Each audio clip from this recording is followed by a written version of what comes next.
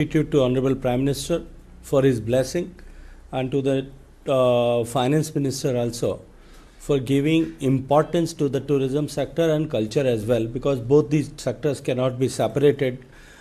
They are always together. First of all, I would like to express my gratitudes for declaring the establishment of National Institute of Hospitality, which was much desired, because the way hospitality is increasing in India, demand for hospitality is increasing in India, tourism is flourishing in India, tourism is expanding in India, the trained manpower is the need of the hour. So this declaration is going to pave the path for making available the trained human resources for hospitality industry, which is much desired and which was always desired by the industry. The second thing is to train 10,000 guides on certain iconic tourist destinations so that they can work for better storytelling and can earn better livelihood. The third thing, which has been announced through this budget, is to develop 15 excavation sites to give better tourist experience and better understanding for the people who have the interest in excavation site and archaeological sites, so that it had happened in the birthplace of Prime Minister Modi ji. So it is going to create another tourism opportunity, and they will be one of the most desired destinations in our country. Apart from that, the budget today that speaks about creating new ecological trail, new mountain trails, new turtle trails, new locations for sky grazing, star grazing also. So all these initiatives which have been announced and declared, they are really going to develop the tourism potential. Apart from this, it has been declared that in northeastern region, Buddhist trail will be developed, and Buddhist monasteries and that temples are going to be strengthened. 5 trains in the Himalayan region for the tourists for better views they can see, that special trains are going to be operated. Apart from that, 5 medical hub to be created. So that is going to pave the path, as Honorable Finance Minister have stated during her budget speech. She mentioned that is going to pave the path for a medical value tourism also. So overall, I can say this is going to pave the path for the tourism in the coming future. Okay, I have to ask you quickly about the outbound tourists to other countries, sir. There's been a 10% growth when you compare to tourists who are going abroad, who are leaving the country and spending money on exotic locations outside of India, as opposed to utilizing their own internal tourism circuits. So we're trying to develop tourism internally, but there is a lot of capital flight.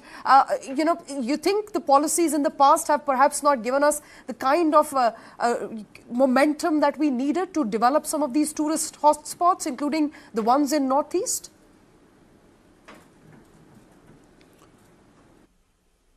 No, I totally disagree this, because the tourism potential of domestic tourism in India has gone exponentially high in last 10 years time. That is because of the economic upliftment of the society by the help of the schemes which were initiated by Honorable Prime Minister, and the schemes were implemented so well on the ground, and 25 crore people have come out of poverty line. Another thing for tourism which is most desired is the infrastructure for commutation. We have seen the historic growth. Maybe it is the road infrastructure, or it is rail infrastructure, or it is infrastructure in aviation. The scenario is completely changed. And in last 1 year's time, barring the figures of Prayagraj Kumbh, almost 294 crore tourists have travelled across the country in all our Indian destinations. Okay. That is a very, very high growth. And if we compare, because the economy is growing, because people have the money to spend, they have we have observed the growth in the people going abroad also.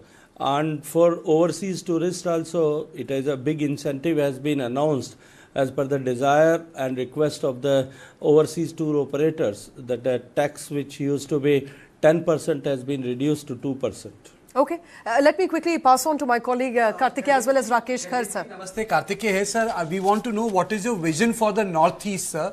Prime Minister specifically spoke about that. You would recall, sir, late Atal Bihari Vajpayee spoke about Ashtalakshmi when he referred to Northeast. आपकी vision क्या है Northeast की tourism को लेके? देखिए, माननीय प्रधानमंत्री जी ने अष्टलक्ष्मी केवल जो सपना देखा था अटल बिहारी वाजपेयी जी की आंखों ने, उस सपने को साकार करने की दिशा में अनेक परिवर्तन किए। अष्टलक्ष्मी प्रांत जो पहले अपने आप को भारत का हिस्सा ही नहीं मानते थे, कटा हुआ सा महसूस करते थे, अलग थलग महसूस करते थे, आज भारत के विकास का ग्रोथ इंजन बने। और जिस तरह का एक हेल्दी कंपटीशन इन सभी प्रांतों में अपने यहाँ पर टूरिज्म पोटेंशियल को ग्रो करने, उसको आगे बढ़ाने को देख करके दिखाई देता है, निश्चित रूप से इस बजट के माध्यम से उसको और अधिक बल भी मिलेगा और अधिक ऊंचाई भी मिलेगी। और क्योंकि स्पेसिफिकली बुद्धिस्ट ट्रेल को लेकर के, हिमालयन ट्रेल्स को लेकर के, इन सब विषयों को लेकर के जिस तरह की चर्चा इस बजट में की गई है, पूर्वोत्तर भारत के प्रांतों को निश्चित रूप से उनके पर्यटन को में अभिवृद्धि करने के दृष्टिकोण से इसमें बहुत लाभ होगा। पिछले बजट में हमने 50 ग्लोबल आइकॉनिक डेस्टिनेशंस बनाने की बात की थी। सभी राज्य उसमें काम कर रहे हैं और मैं मानता हूं कि पूर्वोत्तर राज्यों को भी इस तरह के आइकॉनिक डेस्टिनेशंस बनाने से बहुत लाभ होगा। शासकीय स्कीम में पिछली बार हमने जब सारे स्टेट्स को प्रोजेक्ट अनाउंस सपोर्ट असिस्टेंस दिया था, उसमें भी सभी स्टेट्स अपने टूरिस्ट डेस्टिनेशंस को डेवलप करने, ग्रीन फील्ड ब्राउनफील्ड डेस्टिनेशंस को बनाने पे काम कर रहे हैं। मुझे लगता है अगले साल तक जब ये सब काम पूरे होंगे तो निश्चित रूप से कई नए अट्रैक्शंस जो है पूर्वोत्तर भारत के टूरिज्म किटी में, उनके बुके में नए अट्रैक्शंस जो है वहाँ आएंगे। Mr. Minister, good afternoon. It's congratulations on the budget laying such important focus on tourism. You know, I think in many years we've seen such unified approach to make tourism a big piece of the Indian economy. But there's obviously an inward piece, which obviously we've done very well under the Prime Minister's, push to get domestic tourists to see most of the country, which was not the case earlier. And there is an uptick there, as you rightly mentioned.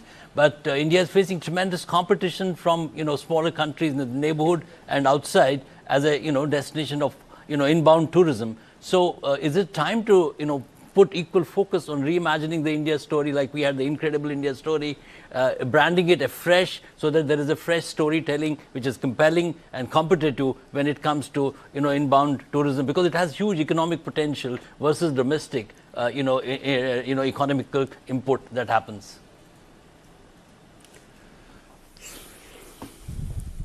As far as the inbound tourism is concerned, there was a big shock to all of us, to all the entire world. It was a big shock during the COVID.